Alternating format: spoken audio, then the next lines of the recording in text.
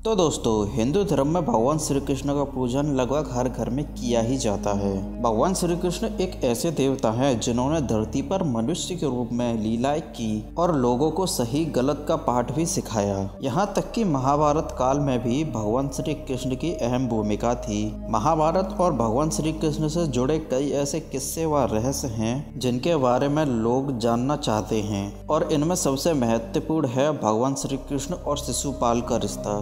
हालांकि ये तो सभी जानते हैं कि भगवान श्री कृष्ण ने शिशुपाल की 100 गलतियां माफ करने का वचन दिया था, लेकिन ऐसी क्या वजह थी कि 101वीं गलती करने पर ही भगवान श्री कृष्ण ने शिशुपाल का वध कर दिया। तो दोस्तों, आइए जानते हैं महाभारत के इस किस्से के बारे में। लेकिन इस वीडियो में आगे बढ़ने से पहले आप हमारे चैनल पर नए हो तो चैनल को सब्सक्राइब करके बेल आइकन जरूर दबा देना। तो दोस्तों, आइए सबसे पहले जानते हैं कि शिशुपाल कौन था। तो दोस्तों, शिशुपाल भगवान श्री कृष्ण की बुआ का बेटा था। जन्म के समय शिशुपाल की 3 आंख और 4 हाथ थे, जिसे देखकर उनकी माता व पिता चिंता में पड़ गए और बच्चे को त्यागने का फैसला किया। लेकिन तभी एक आकाशवाणी हुई कि इस बच्चे का त्याग ना करें और सही समय आने पर इसकी 1 आंख व हाथ अपने आप गायब हो जाएगा। और साथ ही यह भी आकाशवाणी हुई कि जिस व्यक्ति की गोद में आते ही इसके आंख व हाथ गायब होंगे, वही इस बच्चे का काल बनेगा। और एक दिन भगवान श्री कृष्ण ने जैसे ही बच्चे को गोद में उठाया, उस बच्चे की 1 आंख व हाथ गायब हो गए, जिसे देखकर भगवान श्री कृष्ण की बुआ और प्रसन्न हुई और दूसरी ओर चिंता में पड़ गईं, क्योंकि आकाशवाणी के मुताबिक यही बच्चा श्री कृष्ण का काल बनने वाला था। तो दोस्तों, आइए अब आपको बताते हैं बुआ ने लिया भगवान श्री कृष्ण से वचन। तो दोस्तों, जब भगवान श्री कृष्ण ने अपनी बुआ से परेशान होने की वजह पूछी तो आकाशवाणी से जुड़ी सारी बातें उन्होंने भगवान श्री कृष्ण को बताई, और साथ ही भगवान श्री कृष्ण से यह भी वचन लिया कि वह उनके बेटे की गलतियां माफ कर दें। ऐसे में बुआ को परेशान देखकर भगवान श्री कृष्ण ने कहा कि मैं शिशुपाल की 100 गलतियां माफ करूंगा, लेकिन 101वीं गलती होने पर उसे दंड भुगतना पड़ेगा। तो दोस्तों, अब आइए जानते हैं शिशुपाल क्यों करता था भगवान श्री कृष्ण का अपमान। तो दोस्तों, शिशुपाल रुक्मणी के भाई रुक्म का प्रिय मित्र था और रुक्मणी से विवाह करना चाहता था।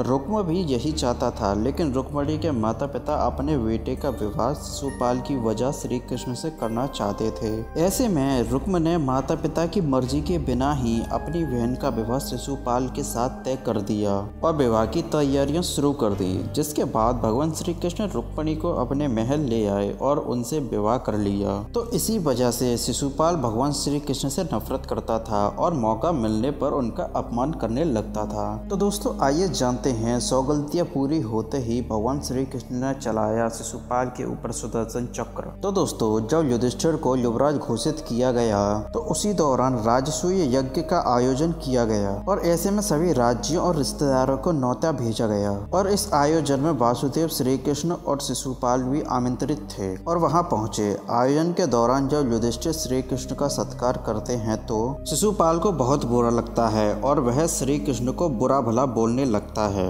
लेकिन भगवान श्री कृष्ण अपने वचन से बंधे होने के कारण उसे कुछ नहीं कहते। भगवान श्री कृष्ण के बाद में शिशुपाल पितामह भीष्म और पांडवों का भी अपमान करता है, उनसे भी बहुत बुरा भला बोलता है। फिर भगवान श्री कृष्ण के याद दिलाने पर भी शिशुपाल चुप नहीं होता। फिर भगवान श्री कृष्ण शिशुपाल से कहते हैं कि अपनी गलतियों का स्मरण रहे तुम्हें। मैंने तुम्हारी माता को मात्र 100 गलतियां माफ करने का वचन दिया है, इसीलिए तुम्हें अपनी गलतियों का स्मरण रहे। और फिर भगवान श्री कृष्ण शांत मन के साथ आयोजन में शामिल हुए, लेकिन शिशुपाल फिर भी मौन नहीं हुआ। लेकिन जैसे ही शिशुपाल की 100 गलतियां पूरी होती हैं और 101वीं गलती मुख से निकलती है, उससे पहले ही भगवान श्री कृष्ण सुदर्शन चक्र से शिशुपाल की गर्दन धड़ से अलग कर देते हैं। फिर भगवान श्री कृष्ण कहते हैं, मौन होने का समय निकल गया शिशुपाल। तो दोस्तों, आई होप आपको वीडियो अच्छी लगी होगी। अगर वीडियो अच्छी लगी हो तो वीडियो को लाइक करके चैनल को सब्सक्राइब जरूर कर देना और कमेंट में जय श्री कृष्ण जरूर लिख देना।